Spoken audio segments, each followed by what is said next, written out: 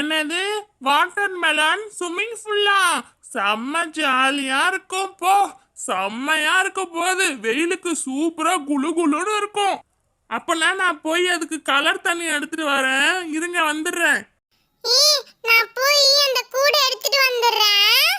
ஐயோ இவ்ளோ பெரிய கூடா, இதுல நம்ம 4 பேர் உட்கார்ந்து ஜாலியா குளிக்கலாம் போலியே. செம்மையா இருக்கும்ல, ஜாலியா இருக்கு. சீக்கிரமா தண்ணிய ஊத்துடா.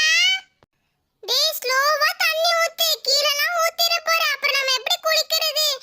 ஜாலியா இருக்குப்பா. இது பாரு எவ்வளவு பெருசா இருக்கு.